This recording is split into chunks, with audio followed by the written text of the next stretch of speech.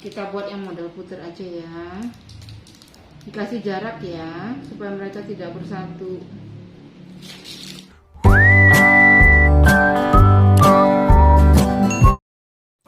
Orang yang sabar, besar pengertiannya. Tetapi siapa cepat marah, membesarkan kebodohan. Hai, welcome back lagi ke channelku. Apa kabar sahabat-sahabatku? Aku doakan kita semua dalam keadaan baik, sehat, dan bahagia selalu. Kali ini aku sharekan lagi ya cara buat kue sus, tapi resep ini berbeda dengan yang pernah aku sharekan. Yang ini lebih ekonomis telurnya. Oke, ini dia, kita buat flannya dulu. 50 gram tepung terigu. Kemudian ini ada lagi tepung maizena, boleh ya, 50 gram. Kemudian kita tambahkan gula pasirnya. Untuk resep lengkapnya nanti akan aku sharekan. Airnya 500 gram ya, atau 500 ml kurang lebih. Ini diaduk dulu ya, jangan sekaligus semua, jadi nanti tepungnya itu nggak menggumpal gitu ya. Ini aku membuat versi kue sus yang tidak moist, bukan yang tidak moist ya, yang tidak terlalu lembut tapi lebih kokoh. Dan untuk flannya ini yang bukan lumer, yang lebih kokoh juga. Oke, kalau sudah ini kita akan masukin susu kental manis 4 sendok makan.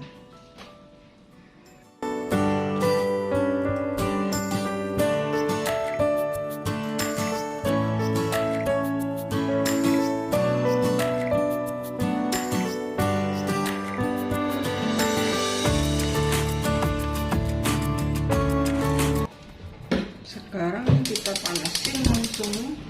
Awalnya boleh apinya agak gede, tapi nanti setelah dia menggelegak itu harus dikecilkan lagi. Karena dengan api kecil itu akan mendapatkan flan yang halus. Kalau optionalnya mau ditambahkan rum boleh. Kalau nggak mau pakai rum bisa tambahkan vanili ya, supaya dia mempunyai aroma lebih wangi. Karena rum itu ada yang nggak halal, ada yang halal gitu ya. Tapi kalau yang halal kalian boleh cari yang namanya zero bakar ya. Tapi itu sebenarnya sih untuk bolu-bolu yang dibakar, yang dipanggang. Ada satu lagi rum essence ya. Rum essence itu beda dengan rum bakar. Mau di skip ya boleh aja ya. Oke, ini diaduk terus sampai nanti dia udah mulai mengental. Kita baru masukin kuning telurnya. Untuk margarinnya nanti terakhir kita masukin ya. Jangan ditinggal. Kalau ditinggal nanti dia akan akan gosong di bagian bawahnya. Karena tepungnya itu ngendap di bawah. Nah, ini diaduk terus sampai dia mulai mengental.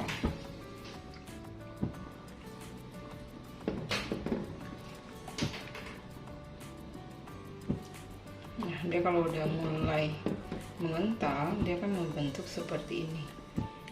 Kalau mau hasilnya yang lembut, itu apinya itu harus mulai dikecilkan dari sini sekarang. Kecil banget ya. Jadi nanti dia mengentalnya akan halus, jadi nggak kasar ya. Ini kalau warnanya mau dikasih warna yang lebih kuning, boleh ditambahkan tepung custard.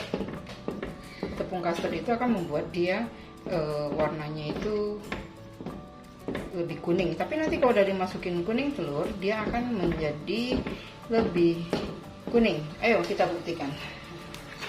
Cepat diaduk supaya dia tidak menjadi dadar. Nah, kenapa tepung custard itu warnanya bisa menguning? Karena tepung custard itu ada mengandung kuning telur.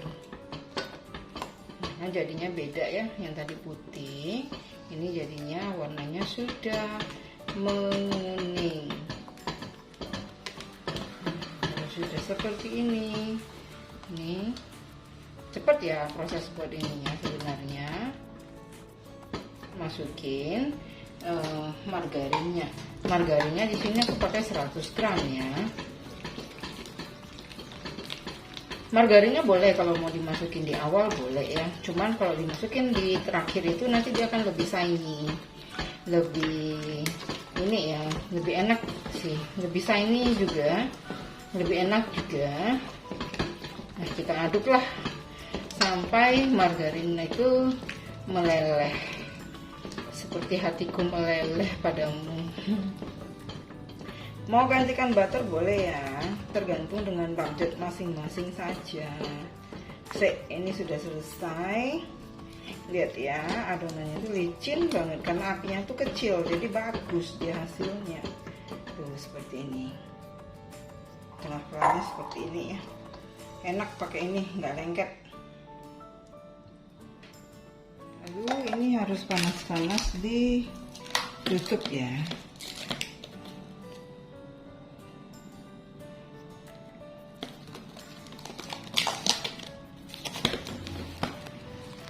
Tapi tutupnya jangan gini, nggak boleh gini ya. No. Tutupnya itu harus sampai ke permukaannya. Kenapa? Karena kalau kita tutupnya tidak sampai ke permukaannya, dia bakal berkulit ya. Dia akan berkulit. Jadi ini kita akan tutupnya seperti ini. Biasanya kalau kalian mau buatnya malam, fly-nya malam, besok tinggal diisi juga boleh ya. Kulitnya buatnya malam, besok pagi tinggal diisi. Ini nggak basi kok diginiin ya. Tinggal kita tunggu. Ini kita sisihkan, kita siapkan untuk bahan kulitnya. Nah di sini ini khususnya kulitnya agak berbeda.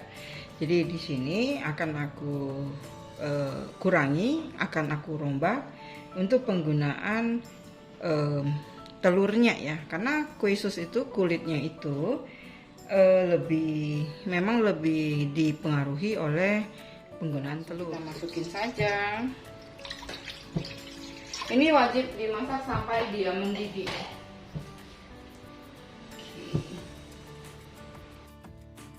Nah ini untuk kulitnya aku buat 1,5 resep. Jadi aku pakai airnya 563 ml atau 563 cc atau juga 563 gram. Itu kurang lebih hampir sama ya. Dan juga untuk margarinnya aku pakai 225 gram. Ini harus dimasak sampai dia benar-benar mendidih. Seperti ini ya, kalau sudah mendidih dan margarinnya sudah sepenuhnya mencair, baru kita masukin tepung terigu. Aku pakai tepung terigu yang pro sedang. Kalau mau dicampur pro sedang dengan tinggi boleh ya. Aku ayak dulu, tapi kalau nggak diayak atau mau diayak duluan boleh ya. Ini tadinya aku ada salah, harusnya aku ayak duluan, jadi nggak belepotan. Karena di sini kita penting harus cepet. Jangan sampai kelamaan kita mencampurkan dan tidak mengaduk tepungnya. Nah, ini aku awalnya aku ayak, tapi akhirnya aku langsung tuang aja tepung terigunya. Yang pasti tepung terigu kita harus yang bersih ya. Jangan yang terlalu lama disimpan. Karena terkadang di toko juga nyimpannya lama kan. Di kitanya juga beli terus kita nyimpan lama. Itu nanti buatnya ada beberapa olahan yang sangat sensitif dengan umur tepung terigu. Nah ini aku langsung tepungnya langsung aku celupin aja. Ini harus cepat dan ini kondisinya apinya udah aku matiin ya. Jadi ini diaduk sampai tepungnya itu kalis, tapi tidak seperti roti sampai dia kalis elastis, tidak ya. Jadi yang penting sampai tepungnya ini udah tercampur semua dan terus diaduk sampai dia tidak lengket di wadah yang kita gunakan. Itu yang namanya kalis. Oke, aku lanjut dulu ya sampai seperti ini. Dan tahapan yang berikutnya itu yang penting juga adalah ini adonannya harus ditunggu sampai dia hangat-hangat kukuh. Kalau panas-panas kita campurkan dengan telur, itu jadinya nanti kue susnya itu bakal gagal, keenceran, terus nanti nggak mau ngembang, jadi kayak bantet gitu ya. Jadi selain suhu di kue sus ini, adonan ini juga sangat mempengaruhi. Oke, udah pastikan tepungnya semua udah tercampur. Aku akan pindahkan ke wadah lain supaya dia cepet dingin ya. Ini resepnya 1,5 resep, dan aku biasanya sih sukanya makan kue sus yang flanya itu memang ori aja. Ini membantu mempercepat supaya hawa panasnya itu hilang ya. Dan adonan itu harus seperti ini ya. Ini aku lepasin dulu. Lepasinnya gampang aja. Tinggal kita puter terus kita keluarkan. Ini udah hangat-hangat kuku. Kenapa disebut dengan hangat-hangat kuku coba? Apa kuku itu hangat? Karena di sini kita nggak mau telurnya itu mengembang, jadi aku pakai yang seperti ini ya. Jadi bukan yang kayak pengocok telur ataupun yang pengocok roti. Jadi ini untuk mengocok mentega. Tapi ini aku akan kocok adonan kulit susnya. Untuk penggunaan telurnya tidak selalu harus menggunakan jumlah telur yang ada di resep, tapi gramasi yang penting. Nah, kali ini yang aku sharekan itu adalah penggunaan telur dalam gramasi. Apa sih gramasi itu? Gramasi itu adalah telur itu kita timbang berapa gram ya. Jadi untuk satu resep ini aku menggunakan 2 butir kuning telur dan 3 butir telur utuh. Nanti kita lihat aja adonannya itu yang benar itu seperti apa ya. Tapi telurnya itu dimasukin sedikit demi sedikit, jangan sekalian semua dimasukin dulu. Karena kalau adonannya udah terlalu lembek itu susah nantinya ya. Bagusan lebih bagus kita masukin telurnya sedikit demi sedikit. Ini aduk, pastikan kuning telurnya itu tercampur dengan adonannya aja. Jadi kita nggak mesti menunggu sampai dia mengembang seperti kita buat bolu ya. Nah, kira-kira adonan yang disebut oke itu seperti apa? Kita lihat ya. Tekstur adonan dari kulit sus yang benar adalah saat kita squeeze dia gampang keluar, tapi bukan berarti adonannya terlalu encer. Dan juga bukan saat kita squeeze itu kita harus mengeluarkan tenaga dalam. Itu artinya masih kurang telur. Tapi kalau kita masukin ke plastik piping bag, dia langsung melebar keluar gitu, itu berarti kebanyakan telur ya. Nah, seperti ini nanti akan aku tunjukkan sebentar. Nah, adonannya seperti ini saja. Sudah bisa kita masukin ke dalam piping bag. Sebentar. Cara ngebentuknya itu gampang saja. Tinggal ditekan gini aja. Boleh gini. Boleh juga kalau kalian mau, boleh diputer gini ya. Mau yang mana? Kelihatan nggak? Kelihatan nggak nih? Mau yang diputer atau yang cuman di ini? Puter aja ya. Dikasih jarak ya, supaya mereka tidak bersatu. Aku kasih model yang puter ya. Karena ini nggak pakai cetakan pie, jadi nanti ukurannya itu bisa besar kecil. Tapi pintar-pintar kalian dah ya. Kalau kalian misalnya tangan kalian memang bisa buat yang ukurannya sama, kenapa tidak kan gitu ya. Intinya adonan itu harus seperti ini. Jadi saat kalian squeeze, kalau kalian squeeze itu kalian harus tidak capek. Ini ya, kalian tekan ini tidak sampai harus keluar tenaga. Kalian hanya tekan gini aja, adonan keluar, itu artinya adonan itu udah kok, udah pas banget ya. Seperti itu untuk ini ya, untuk mengetahui apakah adonan itu sudah cukup telur atau belum. Pokoknya kalian ikutin aja lah resep ini ya, ikutin aja resep ini. Aku udah timbangkan telurnya, udah. Ya Mak Godo, aku hari itu kan buatnya yang nggak timbang telur. Kali ini aku sharekan yang timbang telur. biar kalian buatnya gampang ya. Ya sih ya. Kalau cara kalian squidnya itu nanti di atas ini ada runcing ke atas, itu kalian wajib totol ya. Wajib kalian totol seperti ini. Ini ya. Harus kalian totol seperti ini supaya di bagian atasnya itu nggak duluan gosong, nggak duluan mateng ya. Jadi kalian mesti pakai air, kalian gini-giniin dulu supaya bagian atasnya itu nggak meruncing ke atas.